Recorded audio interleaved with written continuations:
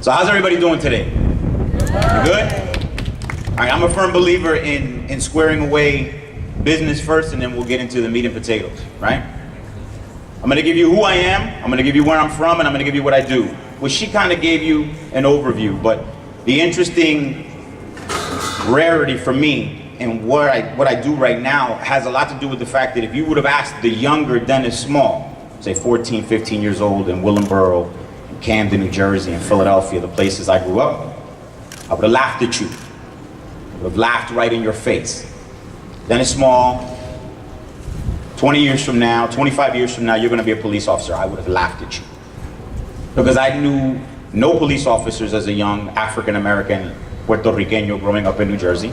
I had no relationship with them, and all I ever knew was, if you're around the police, it's because you're in trouble. And that was it. That was all I knew. Pretty closed-minded way of looking at things, but I'm from the Northeast. So if you're from New Jersey, New York, Philadelphia, a lot of times you think that the world pretty much is around you guys, and whatever they're doing, they need to catch up to us, right? So not the case. And I ended up learning that the hard way when I moved down here to Florida. But I'll tell you something. What's interesting about it is because I ended up falling into this career based off of probably one of my best mentors that I've had in my entire life, which is my older brother, Eric Small. He's been an officer now for over 25 years. When I got here, it was interesting because I was in school at the time. I was studying in college in New Jersey. The only reason I went to college was because I saw my older brother eventually go, by happenstance. While he was at college, I was about 14 years old, and he pledged an African-American fraternity, Kappa Alpha Psi Fraternity Incorporated. The noobs, yes. Yo to the noobs. So, with that, I'm now meeting all of these older guys, these older African-American dudes, and they're pre-med majors, and they're pre-law, and I mean, they're about business. They had fun, right? Smooth guys. And I'm like, man, I would like to do something like that one day, man. Well, and every single one of them to a man would tell me, if you want to do that, you're gonna have to go to college. So that was the first time I was introduced to the idea. And it was interesting though, because like I told you, I'm African-American and Puerto Rican, and I am adamant about being passionately in love with my culture, my roots, where I come from. And I refuse to give that up for anybody. So I had this duality inside of me, like, wow, man, I love that organization. They're so cool, they're so awesome, but I'm both. So then my brother said, follow your heart, and if one day you come across a group of men that share the same ideals as you, and they're about service and giving back, you make your move. So I ended up moving down to Florida, right? Because we're a very close family. My brother came down here actually to follow his career in law enforcement. He wanted to be a police officer and found a job with one of his chapter brothers down here. So after the first year he being a police officer in Florida, we were away from each other, and he came back and said, look, if my family's not here with me, as tight as we are, I'll come back and try it up here. But I want to be with my family. I love you guys. So we as a family unit, you know how Latinos do, we're coming. Mommy and Papi sold the house. I told my girlfriend at the time, I love you. You can follow me if you want to, but blood is thicker than water. You're going to have to get over yourself. She stayed, I came. So I come down here. And now my mind is opening up to all these different communities out here, right? And then eventually I meet these guys, these really cool guys from University of South Florida, a Dominicano from New York, who now is my compadre, and I am compadre to his children. He ended up introducing me to the University of South Florida and convincing me to go back to school. So I started going back for a little while, and I ended up finding out these guys are a Latino fraternity, which one day would end up becoming my beloved brotherhood of Sigma Lambda Beta International Fraternity Incorporated. And I will tell you that my older brother, my mother and father, my abuelos, everyone in my family always told me, dime con quién anda y tal te diré quién eres. Anybody understand what that means? Show me your friends and I'll tell you who you are, right? Very much like what I saw my older brother go through. I'm seeing these guys and they're all upward mobile. They're all about business. They're all about educating themselves. And they were constantly pushing each other. I said, I want to be around guys like these. Well, so I'm studying and going back and forth, and I was older at the time. I was in my 20s. And this police job app ended up coming out of the blue. There was a case that my brother ended up calling me about a young girl who unfortunately was abducted, and she was violated and murdered. And there was a common denominator, because when my brother called me, who was like this rough and tough guy, who never shows emotions, he was in tears. And I'm trying to figure out what's going on. I mean, you don't know this girl, right? And I mean, I heard the story on the news, but then he started to relate it to my niece, his daughter, who was the same age as this girl. And he kept crying and saying over and over, she must have been so scared. She was by herself. There was nobody there to protect her. There was nobody there to defend her. And in an instant, it almost felt like everything that I had been doing up to that point was meaningless. And I started to think about the oath I took in my fraternity, eventually the oath I took as a Mason, how true I believe in being to my word, and then I started to look at the career of law enforcement very differently. So that night I had a long conversation with my God. And sure enough, I got up the next morning. I certainly didn't comb my hair because I have none.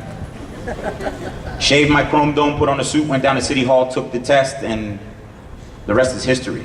Now I'm here. Interestingly enough, all of the decisions and the steps that I've made have been encapsulated by one thing: service, right? But in order to serve, you have to be the best you, correct? So oddly enough, I had no idea that I was gonna assume a position like this, that I was gonna meet this amazing woman that's behind me right now, who's like my big sister. She is my mentor. She's been doing Hispanic Liaison twice the amount of time that I've been a police officer, okay? But interestingly enough, like I said before, you surround yourself around the best, and you will aspire to be the best. And so I started engaging, and again, by happenstance, I fall on this position of Hispanic Liaison. And when I start to look at the bridges that it builds, like what she described to you a little bit ago, right? The people that we service, and the fact that I can still hold true to that oath that I talked about earlier, being true to your word, and doing what you say you're going to do, I fell in love with this position. Where I thought I was going to be a homicide detective, or I was going to stay in narcotics. I did that for 4 years, probably the most exciting job as a police officer that I've ever done. This is the most rewarding, going on 4 years as a Hispanic liaison officer. Because through this position, I am actually able to be interwoven in the process of being a servant to the community. Okay? All of you students here are familiar with what's called the school to prison pipeline, are you not? Anybody ever heard that phrase? If I have anything to do with it, it is my sworn duty and obligation to try to break that cycle of the school to prison pipeline. And how do you go about doing that just as a cop? I'm a master patrolman. It's not like I have rank. My uniform isn't really crispy and shiny with a whole bunch of different medals that says that, you know, I got it for typewriting or surfing or whatever. No, I am a police officer. That's who I am, right? But you could either live your life in a little box and be who they've labeled you to be, or you could take everything around you that's positive, and you can build and you can create. You can start to motivate people. And I started to recognize what is the common denominator in some of these homicides that I'm showing up to on the street. The one thing I saw, a lot of these young men look just like me. Young African-American boys, young Latino boys, who in most instances didn't have a male role model in their home. Came from a broken family, low income, low resources. Never really had anybody to tell them, you can do, you can aspire. They didn't have Eric, they didn't have my older brother, Kappa Alpha Psi, Sigma Lambda Beta, the university setting. They don't even know the university setting exists. They don't know. All they know is their immediate 5-block radius. But now as a law enforcement officer, I could just sit there with blinders on and go call to call, or I could start to get involved in a position like mine right now that affords me the flexibility, the intricacies, the interpersonal relationships, and start to figure out how do we fix it. And that's where you start to hear the things that I've done in my career, like reinvigorating the police athletic league boxing program, bringing forth the ambassadors of ambition to work with these at-risk boys. Because make no mistake about it, the statistics shows that if these young men don't go to school and complete up to the 10th grade, they are never returning to the arenas of academia. And if they don't return to the arenas of academia, they don't have a positive male role model in their home, and they don't have anybody pushing them or helping them aspire or learning what their passions are, what do you think their involvement with law enforcement is going to look like? See, I'm not afraid to ask those questions. I'm not afraid to reach out to people who have been incarcerated, to pastors, to elders in our community, to teachers, to elder statesmen in law enforcement, concerned citizens. Because everybody as a community We come up with the solutions. But make no mistake about it, like in any crowd, you have worker bees and you have people that'll just sit back and opine online, right? I am not a keyboard warrior. I don't take pictures of everything that I do. Sorry, Marilyn, I know you get on me about that. I'm trying to catch up to this millennial thing. I'm not doing very good at it, I'm sorry, but I'm working on it. I've already taken 3 pictures today, like I said. But my Masonic brothers told me something a long time ago when I became a Mason. They told me, you will be judged by your works. You will be judged not by what you say, but by what you do. Okay?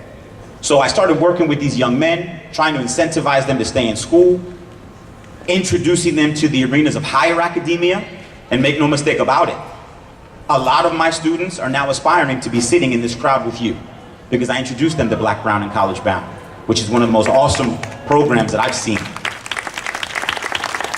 If any of you know a man named Edwin Olmo, who used to work here at HCC, when I went back to school and met my fraternity brothers, he was my on-campus advisor. A very, very hard-nosed, dedicated Boricua from NYC. Former young lord, I mean a man of the community. And I always looked up to him. And I happened to mention to him that I had left USF to become a cop. And he kind of gave me that smirk. And he said, don't worry, Negrito, maybe you'll go back.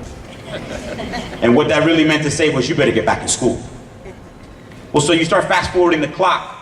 And like I said, you're judged by your works, right? And don't talk about it, be about it, right? I miro dead.